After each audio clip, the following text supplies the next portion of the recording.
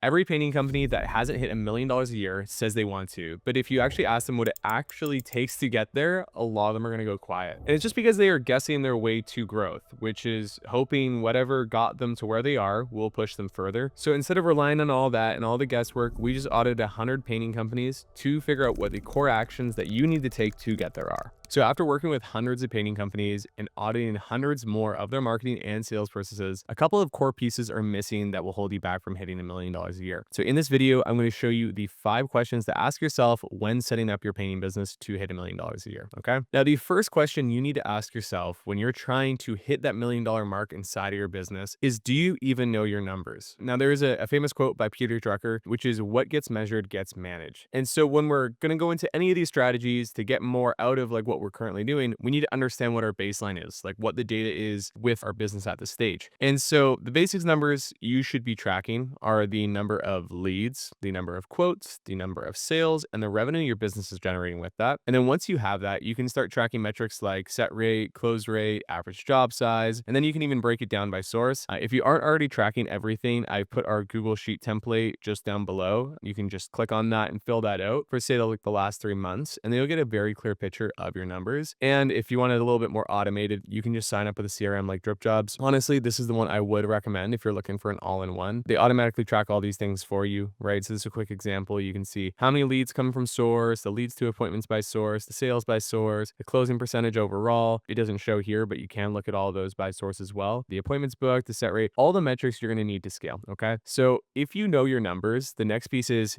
do you know what the numbers look like to hit that $1 million a year? This is honestly the biggest issue if you already are tracking everything and you're just not using that data to get to that target. So say you're at $500,000 a year, $400,000 a year, and you're trying to get to that $1 million mark. You effectively need to add $600,000 to your business, right? And so if your average job size is $5,000 and you're setting 50% of them and you're closing 50% of them, you're going to need 200 jobs, you're going to need 400 quotes, and you're going to need 800 leads to hit that $1 million a year, assuming all these numbers. But if you don't have these baseline numbers, you're not going to be able to work this backwards. And that's why that is so important. So if, again, you are at that 400 mark and you're trying to get to the 600, you just do the math in between. How many more leads do I have to get every single week? How many more quotes? How many more jobs? It really is just math once you do have some consistent marketing channels. And so in this case, they would need 16 leads a week, 8 quotes, and 4 jobs, right? And that's what they would measure against every week to see where they're at and what their constraint is. And again, if we can look at like, okay, now how are we actually going to get those leads? How are we going to get those quotes? How are we going to get those sales? Is again, if we have the clear data, we can go back on what our previous inputs were to get the result and then see what we can do more of, spend more in, or whatever that may be. So like, let's just say 30% of your sales in that 400K was from referrals and word of mouth this year. I would say it's pretty safe to assume that you're going to have a similar referral slash word of mouth rate, right? Now you can be a little bit more conservative, right? You could even put this to like 25% or 20%. But again, this is completely up to you. Personally, I would do that just so you have a little bit more of a hedge. And then once you have that, you can use some placeholder numbers, right? So if you knew out of that 400, 40% of it was from Facebook and you were spending, $30 a day or $35 a day. Well, if you wanted to get to 400K, right, you would just scale accordingly. So I'm effectively going to need to 2.2x my budget. I'm going to need to go from $35 a day to probably about $80 a day to $100 a day, right, to get that scale. Okay. Now, if it's referrals, that's just going to mean all the jobs that you're getting from all these other channels, you can get more off of them with referrals, or your jobs you did this year. It may not scale 1-to-1 just while you are creeping up to those numbers. And so again, be a little bit more conservative on that. And then what do you get from like organic, from partnerships? If you're doing like Angie or Thumbtack, what did that look like? How much were you spending on those platforms? And can you scale those up? Can you spend more in those? And can you do more in that? So let's say door to door was one of these examples, right? You got 10% of your revenue on the 400K. So you got $40,000 when you knocked 100 doors. Okay. Now, if you're trying to get 400K from door to door, you effectively just need to knock 4 times the amount of doors or 10 times the amount of doors. And so instead of knocking 100 doors, you're going to need to knock 1,000 doors. And if you do that, you should get that result because that's what the math says. Now, again, hedge a little bit, be a little bit more conservative. I always like to be, but that's how you can get to your goals. So it really is just like, what are the inputs and what are the outputs? And then work your way backwards. So when we're looking at all of this, right, we're looking at all these sources, we're looking at, okay, Facebook referral, Google business profile, partnerships, miscellaneous, and there's probably door-to-door mixed in with that. There's probably door hangers and a bunch of other print marketing. Are you actually looking at all these different levels? So if you know that, within your business at any level, your time and attention are your most important assets, right? Because you're not going to be able to get any more of that. You only have the same 24 hours Jeff Bezos does in a day. So when you're focusing on 7 different lead channels to get to that $1 million a year, it's going to be a lot harder than just focusing on 3 and investing more time and attention into those. And so when you grow in your business, you need to figure out where the best time is to invest that time, attention, and other resources like money, team. So when you're looking at the areas that you're probably going to spend the time or attention, it's going to be marketing, sales, delivery, systems, and ops, right? And like those are the 4 main branches for most businesses. So again, when we look into marketing, for example, you could be using 7 different platforms to get to the $1 million a year, where all channels barely get your time or attention, resulting in mediocre results. Or you could focus on 3 and get better results with less of a headache. Let's take this example. You have $3,000 you're investing into Facebook ads right now. That is getting you 10% of your sales for that $1 million a year, right? So you're going to get 300K from there. Now let's take the other example. You spend 30,000 and it's going to get you 5% of your sales, and you're putting that into Angie. What would happen if instead of spending that on Angie and focusing on this other lead channel and checking this different platform and all the other things it takes for an extra platform, you put that 30 into the other 30 and it was just 60 into Meta? Would it scale? Again, that's up to your media buyer and your marketing team to figure that out. Me personally, I would think that would scale if you have the right marketing team. Now, if you don't, okay, maybe it doesn't, right? And so these are the decisions you need to make as a business owner. Okay, so number 4, are you investing in organic to get to that $1 million a year? So when a client comes to us, they typically need more work now, and now is great and all, but if we want to plant the seeds to grow organically so we can hit that $1 million a year without having to invest as much into the actual marketing spend, all right? In this way, our marketing becomes a flywheel of sorts, right? The more projects we get through paid, the more our organic grows, and the more organic grows, the more we can invest in paid, right? And it just keeps going into that loop. And this is one thing that we focus on for almost every painting business, especially when they are trying to scale past 7 figures. And what that looks like is pretty simple. What we first do is invest one time in a clean professional website that is optimized for user experience and standard SEO best practices, right? So it has the right title tags, right? H1 text, like the whole 9 yards there. So number 2 is optimizing your Google business profile. So we have a list of 7 core tweaks we use for every company we work with. With that being said, we also want to just get more reviews, right? So if you just basically optimize your profile and get more reviews, you should get halfway there. The second piece is having the right team on the back end to optimize every other aspect. And then number 3 is emailing your past customers, quotes sent, and leads with unique emails to convert them further down the sales funnel, right? So that means, hey, we have leads that have never actually responded back to us. What kinds of offers can we send them to get them to engage? Let's say we have 1,000 people to send an email to, 1% of them reply, so we get 10 replies. Let's say 7 of those book into a quote. Well, that's 7 quotes. That gets closer to the goal. Let's say it's quotes that never converted into jobs. How can we get them over that hump, right? So what special offers can we present there? Maybe it's a free paint upgrade for everybody that you've done a quote for in the last 6 months. So you have 500 people, you get half of them to reply and another quarter of them to come through. That's more than enough work, right, for you. And so these are the things that I'd recommend doing to get them the most out of organic. If you do these 3 simple things above, you'll likely see a 10 to 20% lift in organic traffic. So meaning you're going to get a 10 to 20% increase in your sales from your website, from your Google business profile, from your previous leads, which is a little less organic, but it's just more so getting out of what you already have and the audience you already built. So that's number 4, if you're investing organic. And so the last thing is, how quickly are you getting in contact with your current leads, your current quotes, your current sales? This is one of the most important things I see almost every painting business slip up on, which is the speed to lead. Now, there was a Harvard business study that found if you reach out to your leads within the first 5 minutes, you're more likely to convert at 391% your leads into quotes and sales.